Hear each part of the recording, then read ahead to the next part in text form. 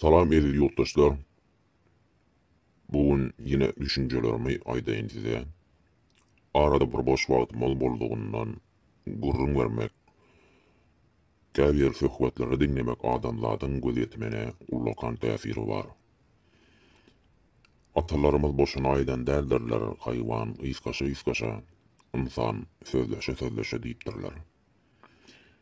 Emma bugün haýwanlar düşünşip bilýärler-de adamlar näme üçin dowamly uruş dawalardan ýaňa sözleşmäge eller degen ok. Bu insan oğlunu biri-birinden ayıryan güýç näme? Kiçijek bir mysal, öz halkyma barada aýtmak isleýän, aslynda kiçik hem däl gaty uly bir mesele bu. Bizi, ýagny Türkmen halkyny edil küşt goýunundaky piýadalary öňden sürüp, insanyna padşalaryň az hereket bilen galanyp bilýändigi we ýene isledikçe ýaşap bilişi halky bir-birini düşürüp sözleşmekden mahrum edip bilýärler. Mysal, Türkmenistan 5 vilayet. Her vilayet biri beýlekisinden nägilidir. Sebäpler kän diňe bir jyň aýdaýyn. Tekedir ýomut, biri çoğdur beýleki saryk. Är sarysy nohary ýa-da has gödek aýdamyzda milletimiziň içinde has ýaýgyn bolan atlar, marruk, ýeňil, şatyr we şuna beňleşken sözler bar. Bu sözler kimin kellesine gelýär we näme netije berýär? Hemmeler gowulýarlar. Günümizde bütübi bir millet bolup bilemiz ok. Hemmemiz Türkmen, bir watanyň oglugydy. Bir ýerekden üstün görünjek, kemsitjek, üstünden göljek, ýeri gelse urjak, garajak. Garal problem bizde. Emma muny gurnaýan kim? Elbette hökümet. Ve onu ol wezipesine oturdan Rus häkimetiniň eli bar. Biz garaşsyz döwlet, biz bitarap diýip çykanlar bolar. Bunyň ýalandygy indi ortaga çykdy. Biz garaşsyz bolmak üçin golasynda bolduğumuz Rus imperiýasyna garşy boldukmy? Ýok. Oňa savaş açdykmy? Ýok. Garaşsyz jan berip, jan alyp, ganda kurup alynýandyr. Bir tarafa gelsek, näme üçin günümizde biziň türkmen ýigitlerimiz Russiýada zor bilen ýa-da durly aldyk ýoly bilen Ukraina garşy uruşa iýerilýär. Eger olar öz islegi bilen giden hem bolsa, bu işe döwletimiz tarapyndan gadagançylyk girilmeli.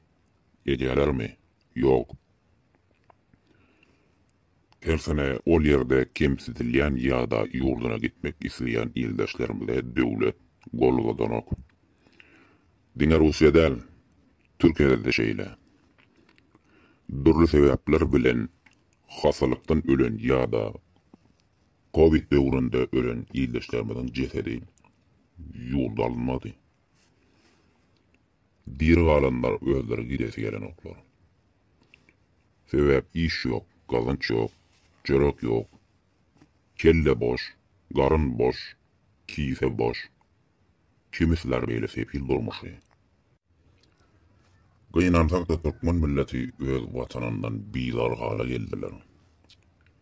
Ýöne şu ýurdan düzelmegini islanoklarmy ýa-da haçan we kim düzeldir diýip garaşjakmyka?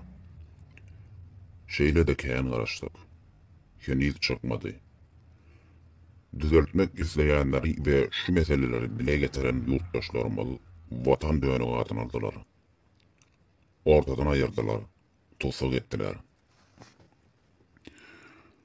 Iyun ayının 10'unda saat 20'de Milli Halas Ediş Komitetinin agzalary Günefir'de ýygnanşyk etdiler.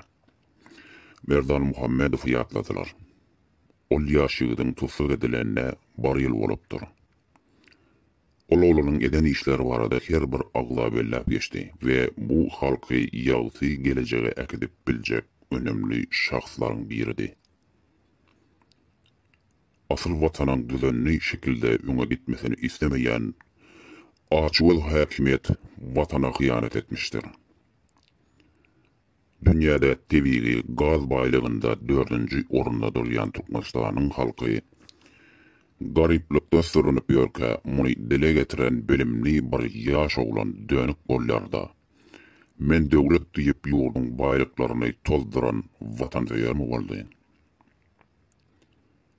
1880 ýylyndan basawalyjy ruslaryň Türkmen topragyna giren gününden bugüne çenni hiç çykmadylar. 1924 ýylynda beýik gahramanymyz tarapyndan gurulan hakyky garaşsyzlygymyz 1938 ýylda Rus güýçleri tarapyndan gaýgysyz Atabaýewy we ýakyn egindeşi Nedirbay Aytakowy öldürmek bilen ýykdylar. 1990 ýylynda Saparmurat Niýazow tarapyndan gurulan ýalandan garaşsyzlygy häle bugün bilemsiz halkymyz öwmek bilen boýsanýarlar. Asyl Niýazowy ýurda baştyn edip goýan ýene ruslar niresi garaşsyzmy?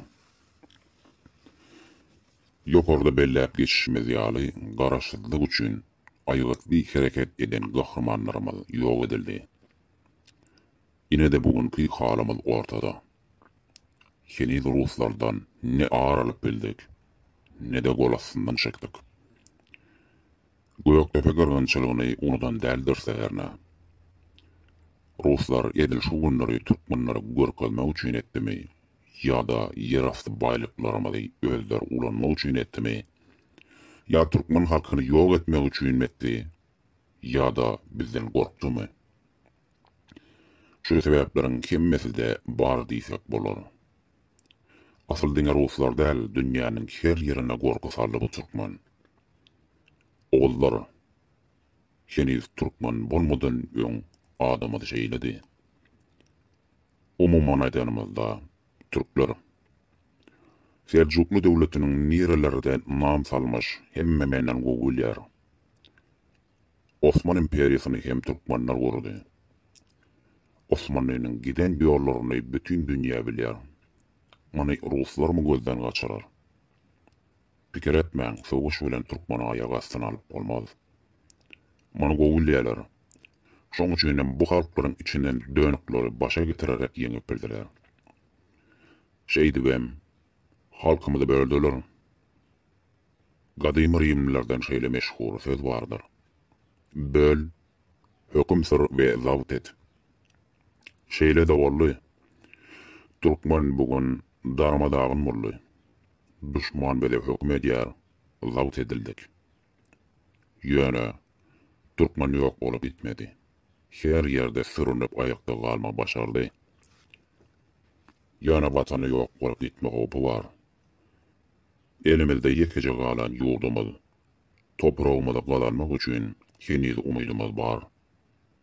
Elbetde, halkymyz maňa dogry düşünüp, her bir şahsiýet elinden gelen goldagy bermelidir.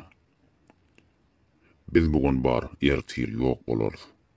Emma ertir nesillermeden nähil ýurt galjak, gödäňine getirmek hem gorkunç.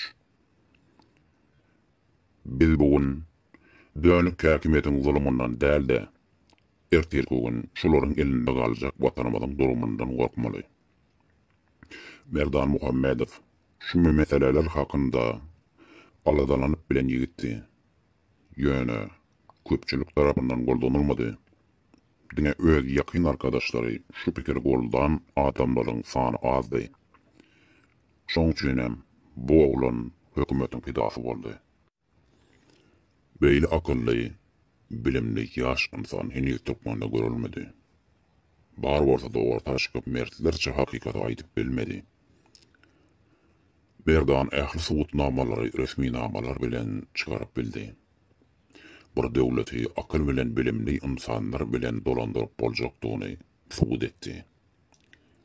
Halkymyzyň bilim derejesiniň gatyp esdigini we kimler tarapyndan bilimin gysylýandygyny aýtdy. Her bir Türkmen bilimli bolanygynda ol ülkämiziň nä derece öňe gidijek, güýçli bir döwlet boljakdy.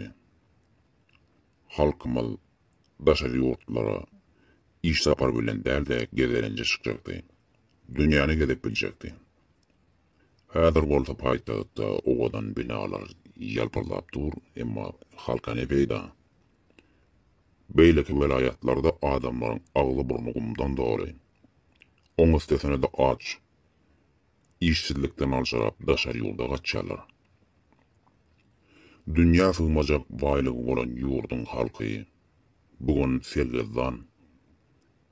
Bu halky şuna düşüren hökümet keýp edýär.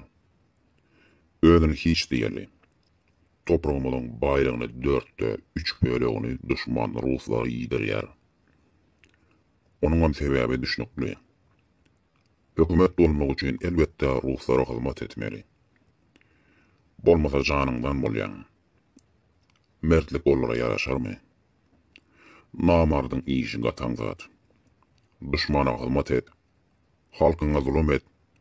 Ömrüň ötgençe baý. Bol elinlikde ýaşa. Ýurt näme bolsa bolsun. Gurban olaynyň pikiri şeýle. Serdar hakyny aýdywam oturjak däl. Sebäp onlar ol ýok. Dönüp atasynyň görkezden ýolundan ýörýär. Özüniň ýol ýodasy ýok. Adyny hem nasip däl. Ine-de ýurtdaşlar, indi biz bir halk bolup, bir maşgala ýaly birlik bolup, batanymyza eýe çykmagymyza wagt boldy. Pikir edin. Bugun biz dagadyk. Ertir çağalarymyz kimin elinde galjak? Soňra batan ýok boljak. Özüne döwlet diýip, edenýe diýen häkimlere de değişişler. Siz hem ýitiriljeksiňiz. Ya halk tarapyndan, ya da size welipe beren düşman Rus eşekleri tarapyndan bolar. Sağ bolun, aziz vatandaşlar. Galyn galajaklar.